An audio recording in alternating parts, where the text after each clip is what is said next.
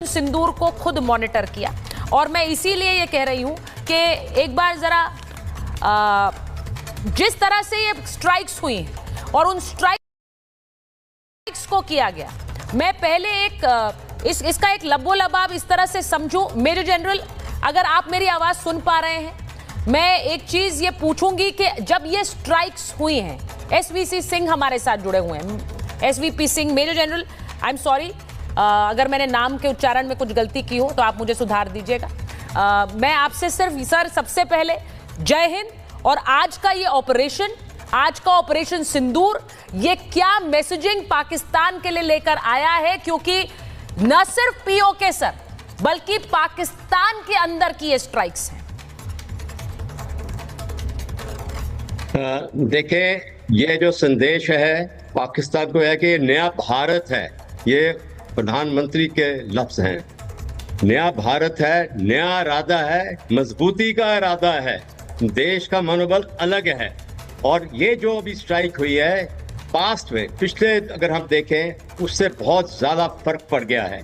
कैसे? सबसे पहले ये ट्राई सर्विस, पहली ट्राई सर्विस ऑपरेशन हम कहेंगे, स्ट्राइक हुई है पाकिस्तान के अंदर। दूसरा है कि टारगेट्स लंबे और डेप्थ में पीओके से लेके पंजाब के भावलपुर तक स्ट्राइक हुए हैं। 9 टेररिस्ट कैंप टारगेट्स, और उसके अंदर 9 टेररिस्ट कैंप से 21 टारगेट की सिलेक्शन थी। और तीसरा है कि ये जो ऑपरेशन रहा है, ये स्टैंड ऑफ डिस्टेंस से किया हमने। हमारी मिसाइल्स, स्कैल्प, हैमर ने इस्तेमाल किए गए हैं। हमने विश्व को ये मैसेज दिया है कि हमारे को इंटरनेशनल बॉर्डर क्रॉस करने की कोई जरूरत नहीं है, हम अपने साइड से ही कर सकते हैं। और इसके साथ ये सहमत होता है कि आर्टिकल 51 यूनाइटेड नेशंस का जो है, उसको हमने इस्तेमाल करते हुए कि पाकिस्तान के ऊपर ये कार्रवाई की है। और सबसे आखिर में ये बोलूंगा कि काउंटर टेररिज्म ऑपरेशन है ये, जिस प्रधानमंत्री ने ये पॉलिटिकल डायरेक्टिव दिया था सेना अध्यक्ष को भी कि टेररिस्ट टारगेट्स को हमने बर्बाद करना है, टेररिस्ट को ढूंढते उनको बर्बाद करना है, और ये किया गया है। जो उनकी हुई है डैमेज आज, वो साफ जाहिर करती है कि पाकिस्तान ऐसी स्ट्राइक एक्सपेक्ट नहीं कर सकता था। और लास्ट में मैं ये बोलना चाहता हूं कि देश के अंदर ये जो प्लानिंग हुई है, 22 अप्रैल से लेके 26 अप्रैल को सेना अध्यक्ष के साथ मीटिंग प्रधानमंत्री की, और अब जो किया है 7 मई को देश और विदेश तैयार थे देखने के लिए कि भारत के अंदर मॉक ड्रिल कैसे होगी। नोटैम को हमने एक्टिवेट किया, बताया कि एयरफोर्स की एक्सरसाइज होनी है 7 और 8 मई में। तो मास्टर स्ट्रोक ये सरप्राइज एंड डिसेप्शन में था कि जिसमें कि देशवासी हम सब जब उठते हैं, कोई रात को 2 बजे उठाए गए, कोई 5 बजे, तो ये किसी भी स्ट्राइक में कहते हैं कर्नल नैन, हम तो रात से बात कर रहे हैं आपसे। जब वो स्ट्राइक हुई उस समय रात को भी आप हमारे साथ जुड़े हुए थे। उसमें रणनीति बड़ी इंपॉर्टेंट होती है। वो मॉक ड्रिल का इंतजार करते रह गए, वो वॉर एक्सरसाइज का इंतजार करते रह गए, यहां हमला हो भी गया। यही नहीं सुचारिता, वो कल जो है डीजीएमओ की आपस में फोन पे बातचीत भी हुई, ये बात कह के कि भाई आप लोग जो है क्यों ये सीज फायर तोड़ रहे हो। तो पाकिस्तान को तो सपनों में भी नहीं पता था कि जहां एक और भारत डीजीएमओ लेवल की बातचीत आपस में कर रहा है समस्या को सुलझाने के लिए, और रात को इस तरह का कोई स्टेप लेने वाला है। यानी कि पूरी सीक्रेसी के साथ में बहुत वेल प्लान एक ऑपरेशन था, जिससे कि पूरा का पूरा पाकिस्तान जो है, खासकर पाकिस्तान की सेना और एयरफोर्स और एयर डिफेंस सिस्टम्स, ये सब के सब जो है एक भौचक्के रह गए कि अचानक से ये रात को क्या हुआ है। लेकिन मैं आपको एक बात ये और भी कहना चाहूंगा यहाँ कि हमारा फेज 1 था ऑपरेशन सिंदूर का, अभी फेज 2 चालू होने वाला है। जिस प्रकार से आप देख रहे हैं डेवलपमेंट हो रही है। नहीं, आप बड़ी बात कह रहे हैं। आप ये फेज 1 था, फेज 2 क्या होगा सर?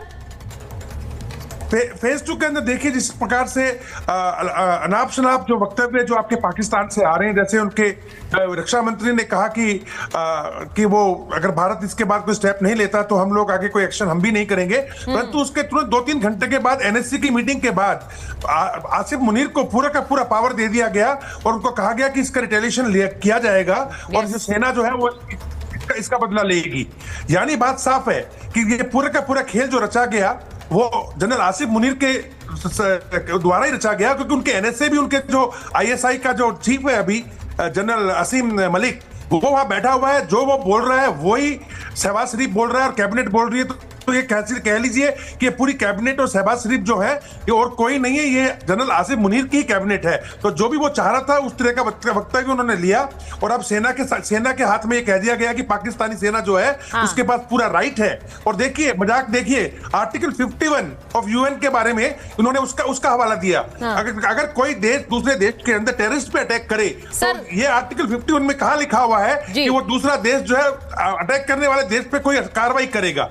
तो ये अनाप शनाप तरीके से हुआ है। परंतु मेरा मानना यह है चारिता, अगर पाकिस्तान कोई भी हिमाकत करता है तो हमने दो चीज देखी कल रात को, आप भी साथ में थे, कि एक वर्दी में एक बगैर वर्दी के है। भावलपुर में देख लीजिएगा।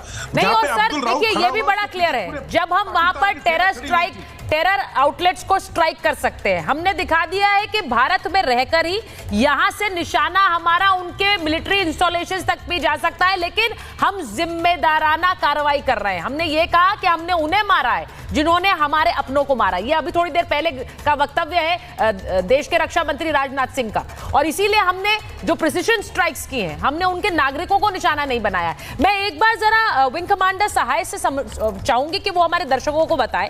हमारी स्क्रीन पर विजुअल्स चल रहे हैं विंग कमांडर, और उसमें दिख रहा है कि कैसे एक मिसाइल आ रही है और वहां अचानक एक धुएं का गुबार उठता है। ये स्ट्राइक्स कैसे हुई होंगी सर, जरा आम भाषा में हमारे दर्शकों को समझाइए, कैसे किया भारत ने इसे?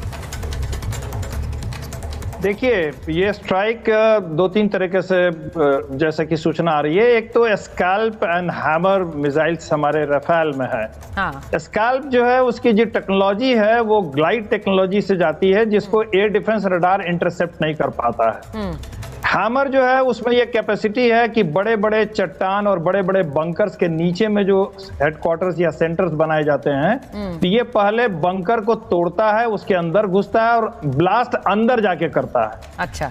और उसके साथ साथ हमने ऐसी मिसाइल्स डेवलप की हैं जो मिसाइल एब्सोल्युटली प्रिसीजन गाइडेड है, पिन पॉइंटेड स्ट्राइक करने के लिए कैपेबल है मिसाइल। आप देखिए बहावलपुर का जो उनका हेडक्वार्टर है जैश का, उसके बगल में उनका आर्मी का एक बहुत बड़ा सेंटर है, बिल्कुल बगल में। उसके बगल में थोड़े ही दूर पर उनका एक न्यूक्लियर यूनिट है। और क्या प्रिसीजन स्ट्राइक हमने किया है कि किसी को चोट नहीं पहुंची है, सिर्फ जैश का हेडक्वार्टर पूरी तरह तबाह किया है। तो ये दर्शाता है कि हमने जो हथियार इस्तेमाल किए हैं उसकी टेक्नोलॉजी में हम पाकिस्तान से कहीं आगे हैं। अभी सबसे उन्नत किस्म के हथियार इस्तेमाल नहीं किए हैं।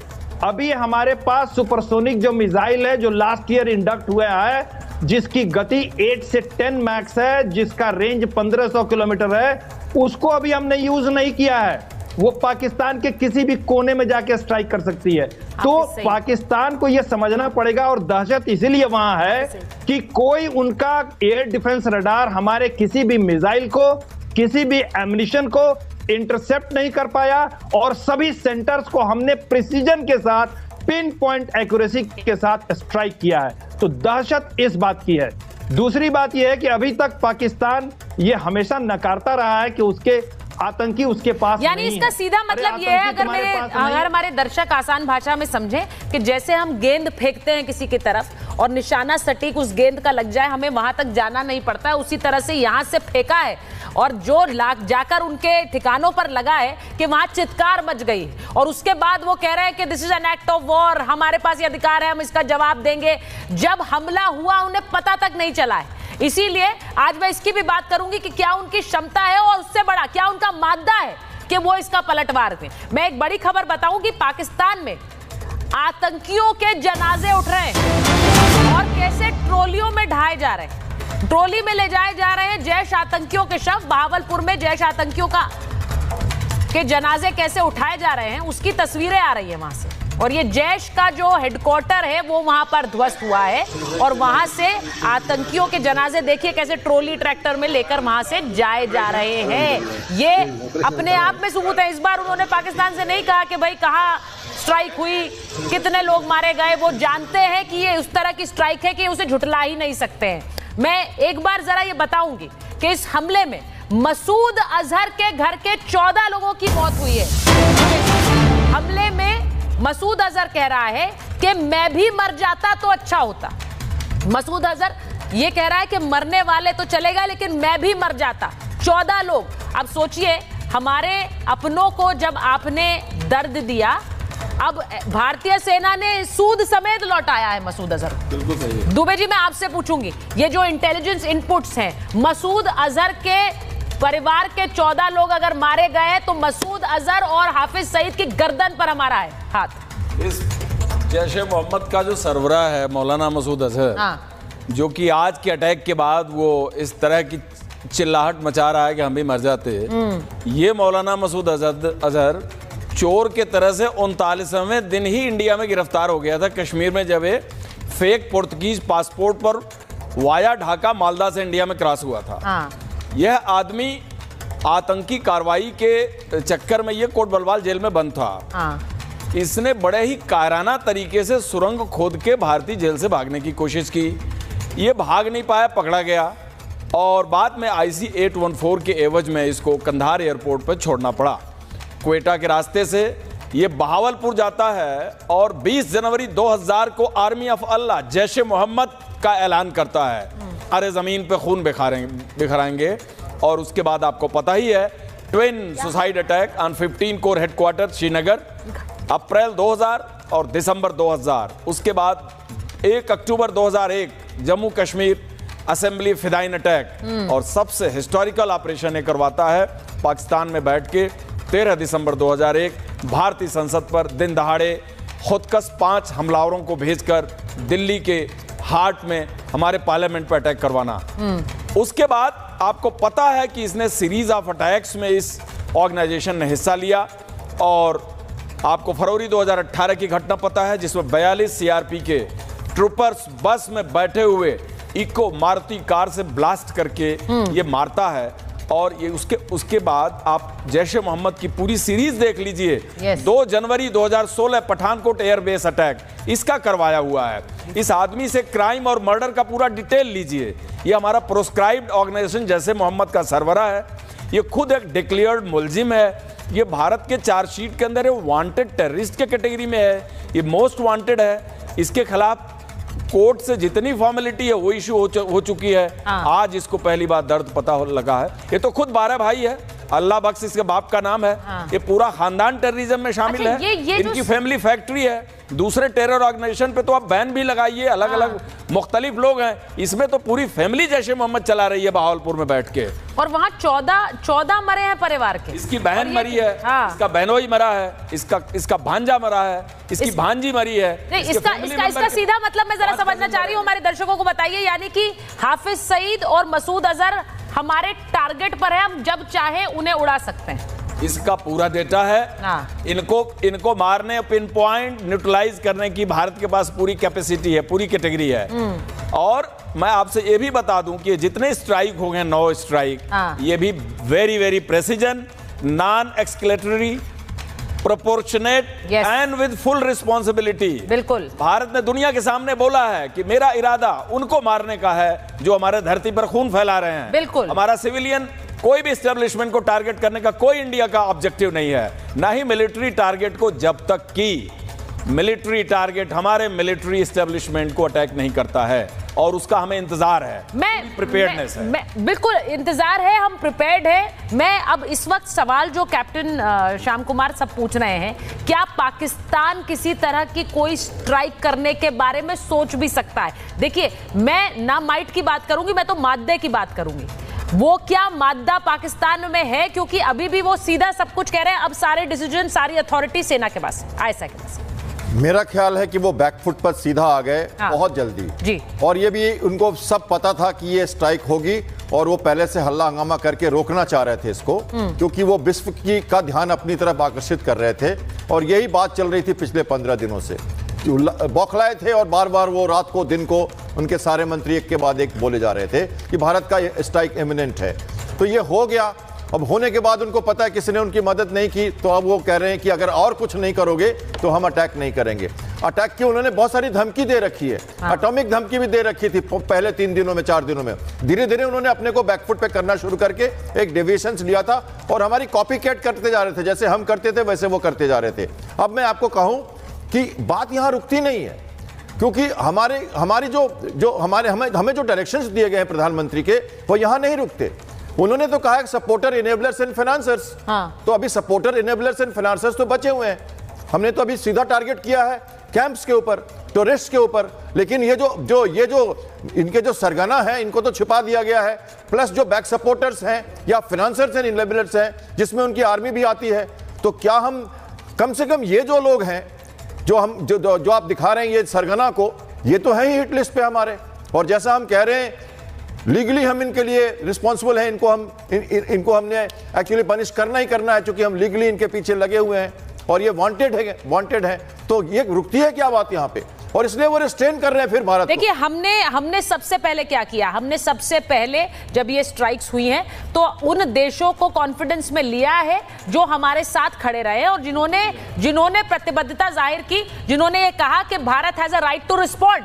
तो सबसे पहले हमने अमेरिकी एनएसए से बात करी है, अजीत डोभाल ने। इसी के साथ बाकी देशों को हमने ब्रीफ किया, रूस को ब्रीफ किया, हमने यूएई को ब्रीफ किया है। लेकिन इन स्ट्राइक्स में हुआ क्या है, जरा चेतन चलाइए, उसमें हुआ क्या है? एक रात में आतंक के 3 हेडक्वार्टर भस्म हो गए।